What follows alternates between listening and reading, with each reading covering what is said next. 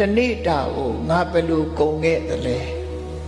ငါကုန်တာဟာအရှုံးနဲ့လားအမြတ်နဲ့လားဘဝကိုဖြတ်ကျော်နေတာအရှုံးနဲ့ဖြတ်ကျော်သလားအဲ့တော့ဘယ်ဟာကိုအရှုံးဘယ်ဟာကိုအမြတ်လို့ခေါ်မလဲလို့ဆိုတဲ့အခါမှာလူဘဝရလာတာဟာကုသိုလ်ကြောင့်ရလာကုသိုလ်ကောင်းမှုနဲ့အချိန်မကုန်ဘဲနဲ့အကုသိုလ်နဲ့အချိန်ကုန်နေဆိုရင်ကုသိုလ်ကြောင့်ရတဲ့ဘဝကိုအလကားအသုံးပြုဖြစ်လိုက်တဲ့အကုသိုလ်တွေနဲ့ဆိုရင်ဒါအရှုံးပေါ်သွားပြီလို့ဆိုလို့တနေ့ရင်ရှုံးတာမဟုတ်ဘူးတသက်တာအလုံးလုံးကြပြီဆိုရင်အကုသိုလ်တွေနဲ့ဆိုရင်ရှုံးနေပြီအရင်ကရှိတာကိုဆိုပါတော့အတိတ်ဘဝကဒါနကောင်းမှုလုပ်လို့ဒီဘဝမှာချမ်းသာကြွယ်ဝတယ်ဒီဘဝကျတော့မိမိလျော့ရော့ဒါနကောင်းမှုတွေမလုပ်ဘူးရှိလာတဲ့ပစ္စည်းကိုသုံးလို့ဖြုံးလို့ပျော်လို့ပါလို့နေတယ်ဆိုလို့ရှိရင်အဲ့ဒီပုဂ္ဂိုလ်မျိုးကို